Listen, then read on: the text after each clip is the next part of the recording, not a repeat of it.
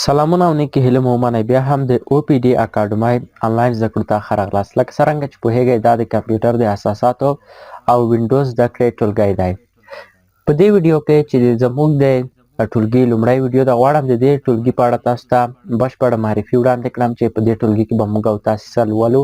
څه به زده کوو، د دې ټولګي ګټې څه دي، دا ټولګی به څومره وخت نیسي او د دې ترڅنګ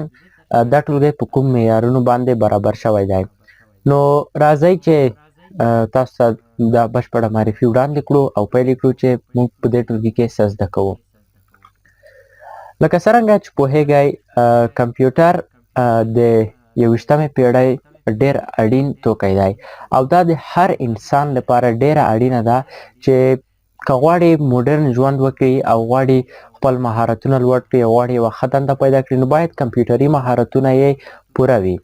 نو لکه څرنګه چې پوهیږئ د کمپیوټر زده کړه په 21مه پیړۍ کې خورا اړینه شوې ده او دا د هر انسان لپاره چې غواړي په ژوند او ټولنه کې پرمختګ وکړي یو اړین مهارت دی.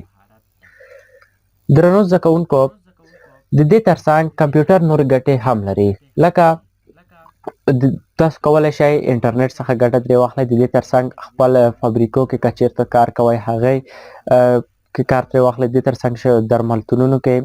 شفاخانه کې او داسې نورو مختلفو ځایونو کې. نو د همدې موخې لپاره OPD اکاډمۍ دا ښه وګڼله چې د انټرنیټ پر مخ د کمپیوټر زده کړې آنلاین ټولګی د ټکنالوژۍ او پوهې مینوالو ته په وړیا توګه په لاره واچوي،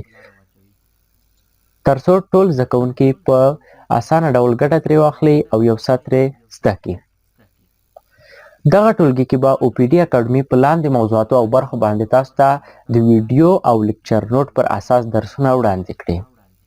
موضوعات په دې ډول باندې دي چې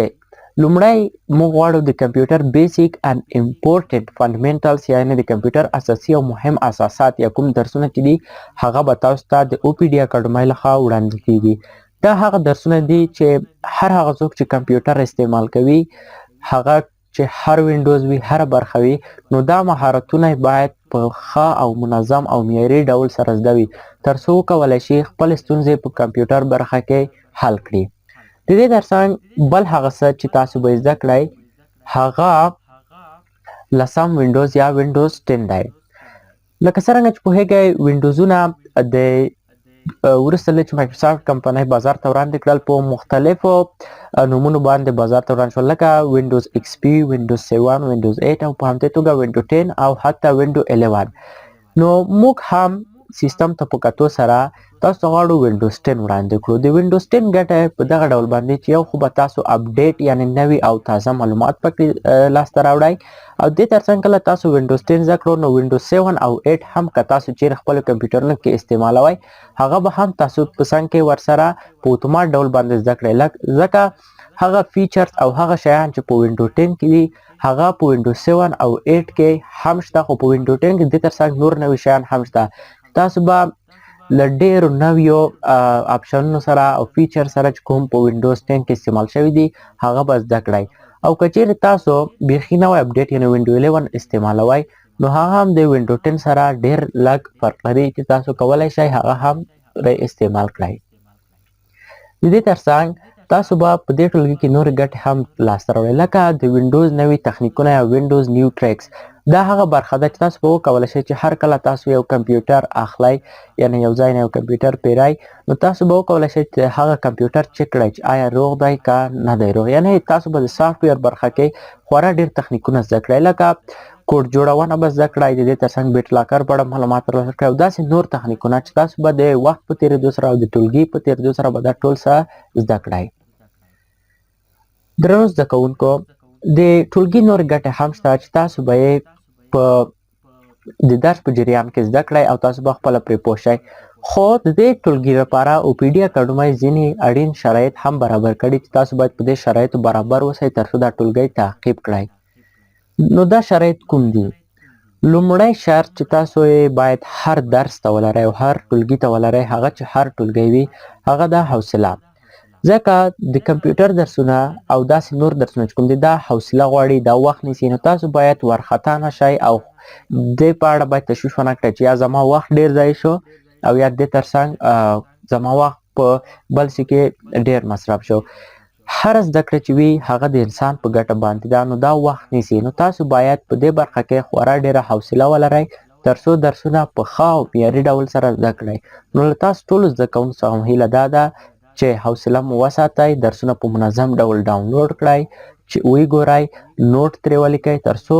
درسونه مو ښه په ذهن کې کښېني او عملي تمرین یا پریکټس ورسره وکړئ چې پریکټیکل مو هم زده شي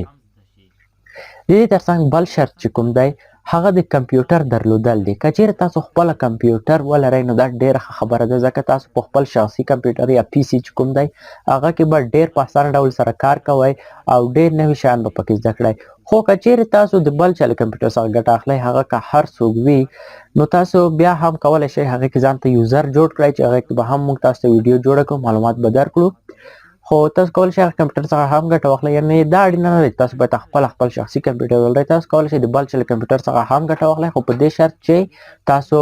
ورته لاسرسی ولرئ او کوم درسونه چې موږ تاسو ته وړاندې کوو هغه پکې عملي کړئ دریم شرط چې کوم د دې ټولګي لپاره دی هغه انټرنیټ درلودل دی یعنې تاسو باید په واتساپ کې فعال اوسئ خپل ټولګي کې فعال اوسئ ترڅو نوې ویډیوګانې نوي درسونه او نوې خبرتیاوې چې تاسو ته درځي هغه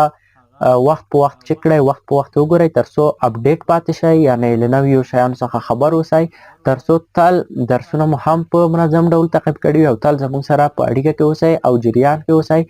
د دې پر اساس به ستاسو سکور یا کومې نمرې چې هم دي هغه به هم رسول کیږي ترڅو د دورې پای کې کوم سرټیفیکیټ تاسو ته ورکول کیږي هغه د دغه اطلاعاتو او د دغه خبرتیاو پر مټ او د دغه زده کړو پر مټ به تاسو لاسته راوړئ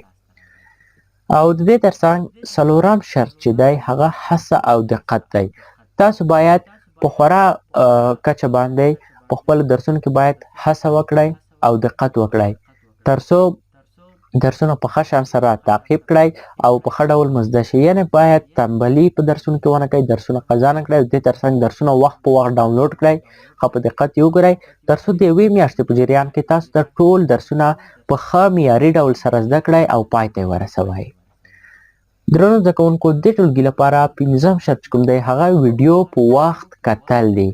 یعنې تاسو باید ویډیو ښه په دقت سره وګورئ په خپل ټایم یې وګورئ یعنې بې وخته باید ویډیو ونه ګورئ کوشش وکړئ هر وخت چې ویډیو تاسو لپاره موږ ګروپ ته اپلوډ کوو نو هماغه ویډیو تاسو په خپل وخت ډاونلوډ کړئ ترڅو هم درس کتلی وي او هم په خپل وخت درسونه پای ته ورسوئ او د دې ترڅنګ شپږم شرط چې د دې ټولګي لپاره وضع شوی دی هغه دا دی چې تل کوښښ وکړئ چې خپله حاضري هم پوره کړئ یعنې تاسو لپاره به په ټولګي کې حاضري واچول شي چې یعنې حاضري هم پوره کړئ تاسو به د حاضرۍ ټکسټ لاندې کوم څه چې شوی د لایک بټنه یا هم هر هغه سټیکر چې ستاسو خوښ وي هغه وکاروئ ترڅو موږ پوه شو چې تاسو په ټولګي کې فعاله یاستئ بله موضوع چې ده هغه دا د دې ټولګي ګټه څه ده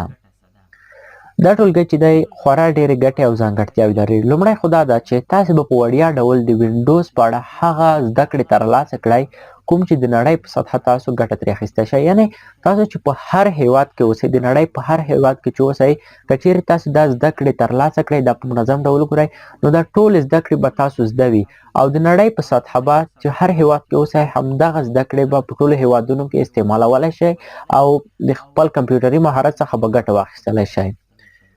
دویمه ګټه چې په دې ټولګي کې ده هغه دا ده چې کله تاسې دا ټولګی په ښه دقت سره تعقیب کړئ نو تاسې به وکولی شئ چې یو معتبر او راجسټر شوی سرټیفیکیټ ترلاسه کړئ چې تاسو بیا کولی شئ په دې برخه باندې چې کله تاسو خپل سرټیفیکیټ ترلاسه کړو